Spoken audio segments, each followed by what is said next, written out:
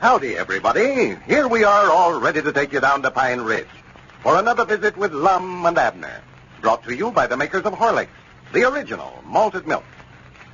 Because Horlicks malted milk is so energy-giving and refreshing, athletic coaches and trainers recommend it as a fine after-exercise drink. It restores the energy that has been expended by physical activity, helps the athlete to recuperate and relax. The makers of Horlicks recently received a letter from a nationally known athlete who is now head coach and athletic director of a Pennsylvania high school. This gentleman said, quote, "While a member of the Los Angeles and Portland baseball clubs of the Pacific Coast League, I never failed to drink a glass of Horlicks after every game to build up lost energy. I found, in fact, that I recovered strength and energy after a glass of Horlicks faster than I did after a heavy meal. This was undoubtedly due to the easier digestibility of Horlicks. Here at the high school, my football and basketball teams enjoy Horlicks after games as much as I do. I might add that I have made it a point to tell coaches who are friends of mine about the benefits of Horlicks malted milk tablets for quick energy during timeout periods." End of quote. And now, let's get ready for Lum and Abner. You know, several days ago, not having pictures of other men to send to the female applicants of the Pine Ridge Matrimonial Bureau, Lum decided to send out some pictures of Abner. Well, yesterday, Abner received a wire from a Miss Hortense Kelly stating that she had fallen in love with his picture and would arrive in Pine Ridge today. As we look in on our old friend, it is early morning. We find Lum over at Abner's house trying to persuade him to go to the train to meet Miss Kelly today. Listen. Well, why can't you go in there and meet her by yourself? Well, she ain't coming to see me, Abner. Well, I didn't think she was, the way you got yourself dressed up there. Well, natural. Me being the president of the Matrimonial Bureau, I've got to dress myself up when we meet one of our clients this way. Yeah, well, you just go in there, Lum, and tell her that feller Peabody that she's in love with has skipped the country. She can't locate him. I ain't going to tell her no such a thing. What kind of a company would she think this is, letting her go to all the expense of coming all the way down here, and then the man she come to see runs out on her? Man, I don't care what she thinks about the company. I ain't going to meet her, and I ain't going to have a thing to do with her now. I'll just hide out from her while she's here. That's what I'll do. Well, you've got to be in there at the county seat for the trial. That Squire Skimp case is set for 10 o'clock. Yeah. And we're supposed to meet Hortense on the 3 o'clock train. Well, Lum, Grandpap's going in there. You and him ought to be enough for him to try. Yeah, but we need you for a witness, Abner. If Squire Skimp wins that case, they'll take our farms and everything else away from us. Why, you've got that agreement that Squire signed saying that he'd assume all the obligations of the company. Yeah, but a body can't never tell what 12 Germans is going to do.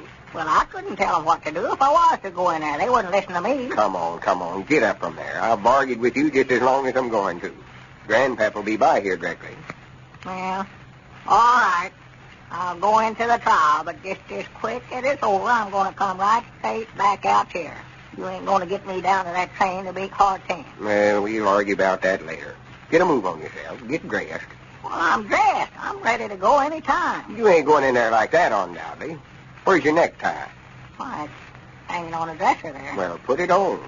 They ain't going to take no pictures of it, are they? No, but you don't want Hortense to see you without no necktie on. I told you that I weren't going to see Hortense. You're going to meet that train if I have to tie you and carry you down there. Well, now, Lum, if Elizabeth finds out that I went to the train to meet some other woman, why, there just ain't no telling what she would do. Abner, I told you Elizabeth will never find out about it. I've done made arrangements for Hortense to stay over at Sister Simpson's while she's here. Yeah, and she was just about to tell Sister Simpson that she'd come out here to see me, and then Sister Simpson will break her neck to write Elizabeth that I've been advertising for a while. No, I told Sister Simpson about the whole thing. Told her about it? Yeah, I told her that we sent out some of your pictures by mistake, and this woman had saw one of them and fell in love with it at first sight. Oh, me. She promised me, though, she wouldn't breathe a word of it to nobody. Oh, my goodness. Now you did it, Mom. Now you did it. More likely she done wrote a letter to Elizabeth by this time. No. Or she couldn't keep a secret till you could get out of her sight. No, I don't think she'll tell it, Abner. Well, I bet she was on the telephone telling it over the party line before you shut the front gate. Well, if you get in any trouble over it, I'll straighten things out for you. I'll promise you that. Yeah. I'll write Elizabeth a letter and explain the whole thing to her. Think you got a better-looking coat than that you can put on? No. Except my Sunday coat. Well, put it on. This is an important occasion, Abner. Well, now, Lum, I ain't said that I'd meet that train yet. No, you ain't, but I have. Well, what am I going to tell her after I meet her, Lum? I can't marry the woman. Well, Abner, I'm just trying to help you. You don't have sense enough to see it. I'll sworn I get so disgusted with you, I don't know what to do. Yeah, you ain't trying to help me neither. Well, you see, if you do what I tell you, if she comes in on that train and you ain't there to meet her, she'll more than likely come out here looking for you and then asking everybody around town. Everybody in town will know about it. Oh, my goodness, now that won't do. I know. It's what I say. I'm trying to tell you. The thing to do is to meet her at the train, and I'll introduce you to her, and I believe when she sees you, she'll change her mind about wanting to marry you. Yeah, but what if she don't change her mind, though? Yeah, you can get out of it some way. Tell her you got her letter too late, that you've already married somebody else. Tell her anything. Then I'll take her down to our office when we get out here and show her all the pictures of other men that's come in since we wrote her and try to find somebody else that she'll want to marry. Well, I wish to goodness knew he'd never thought of the matrimonial business. That's what I wish. Well, I don't know if I'd go so first to Well, say I that. do. I wish I'd never heard the name. Well, the only mistake we've made is when we sent out them pictures of you.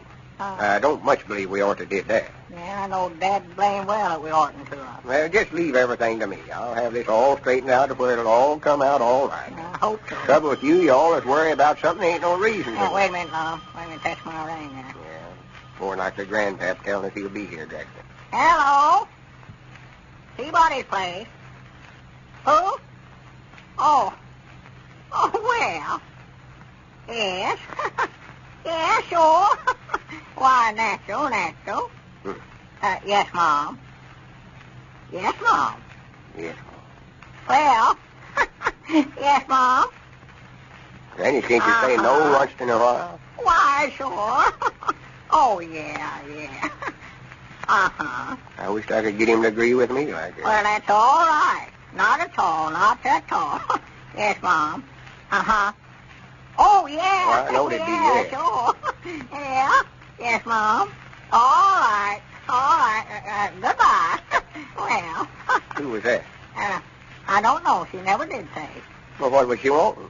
I don't know. I never asked her. You mean you talked all that time, never found out who it was or what she wanted? Well, I never talked all that time. She done the talking. Well, what was she talking about all that time then? Why, nothing. She just said it was the wrong number and she was calling Sea Strump's place. Oh, for goodness. Yonder comes Grandpap now, Lum. I expect I better comb my hair and get ready. Yeah. There's Dick Huddleston with him. He ain't going easy. No, not that I know of. Well, hurry up. I'll go on out there and keep them while you're... Yeah, well, I'll be out there just as quick as I can find my coat and hat and get them on. Well, howdy, fellers. Hi, Lum. Yeah, howdy, Lum. Where's Abner? He'll be out in just a minute. He's trying to find his hat and coat now, I think. Well, Abner's always the last one ready anytime you go anyplace. Have you got that document that Squire Skimp signed, Lum? Oh, yeah. Got that right here in my pocket. I sure don't want to forget that. It's the only thing that'll save us. I'm just worried to death about that trial, Lum. Worried and fretted over it all night. Oh, well, now, I don't think the Squire's got a chance in the world of winning that suit, Grandpap. When you fellas produce that agreement he signed, why, I believe they'll throw it out of court. Yeah, I just hope you're right, Dick.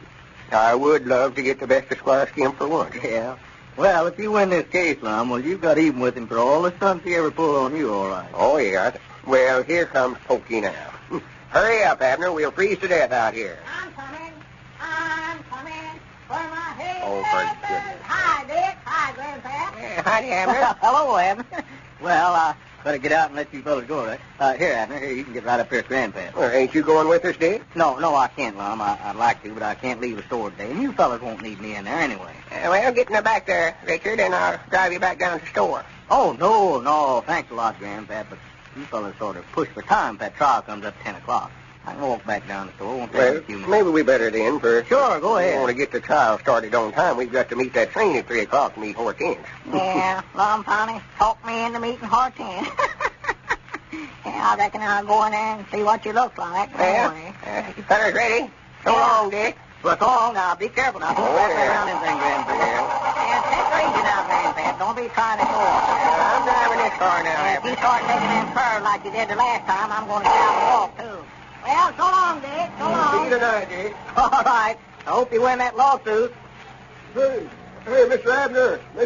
Hey, wait a minute. What's the matter, Cedric? Hey, stop Mr. Abner there. Well, it's too late now, Cedric. They couldn't hear you. What's the matter? Do you want to go with them? No, ma'am, I got a telegram here for Mr. Abner. A telegram? Yes, Mom. Well, here. Let me see it, Cedric. Might be something important there. Let me read it. That feller told me to be sure and see that he got it. Yeah, well, that's all right. I'll look it over here and see what it... Well, What's the matter? Some bad news of some kind? We'll arrive on the 3 o'clock train. Meet us, Elizabeth and Pearl. Well, poor Abner. If Lum can get him out of this scrape, he's good. Ladies and gentlemen, in the following occurrence, the time is evening. The scene, aboard a streetcar. And here are Les Chalmers and Frank White. Move over, Les. If you only pay one fare, you're entitled to only one strap. Hello, Frank. Where did you come from? Now, 300 other people and I just got on a Temple Street. Oh, they do pack 'em in here, don't they? Yeah, looks like the Rose Bowl on wheels. Say, what does a man have to do to reach you at your office? Well, depends on who it is that's trying to get me. Why? Must have called you 10 times this morning. Did? Well, I was tied up with Big Boss until about 2:30 this afternoon. Why, what was on your mind? Thought I'd take you to lunch. Had an old friend I wanted you to meet, Larry Jennings. You remember, I told you all about him. Oh, sure I do. Well, I'm sorry I couldn't go with you, Les, but I didn't get out to eat until late. You mean you didn't eat until 2:30? Yeah, that's right. Wow, how do you do it? I couldn't, big boss or no big boss. When noon rolls around, I'm hungry and I've got to eat or I can't work anymore. Yeah, you don't know the secret of Horlick's malted milk tablets, I see. Horlick's malted milk tablets. The greatest thing in the world to help you ward off hunger or fatigue. Well, I always keep a flask of them in my desk. Whenever I begin to feel hungry or tired, all I have to do is get out those tablets and dissolve a few in my mouth. Yeah, they've helped me through many a tough day, I can tell you. Say, they'd be just the thing to have with you on a long automobile jaunt, wouldn't they? Horlick's malted milk tablets, eh? Yeah. I'll have to remember to get some. My wife goes for Horlick's tablets, too. She always carries a few of them in her purse when she's downtown shopping. And those energy-giving, nourishing malted milk tablets are wonderful, too, for children. Let them carry Horlick's tablets to school with them. They'll nourish while the children work or play. Keep the youngsters from getting too tired or too hungry. Horlick's malted milk tablets come in both natural and chocolate flavors. You can get them in either the small 10-cent size flask or the other larger sizes at your druggist. This is Carlton Brickert speaking for Lum and Abner and Horlick, who bid you all good night and good health.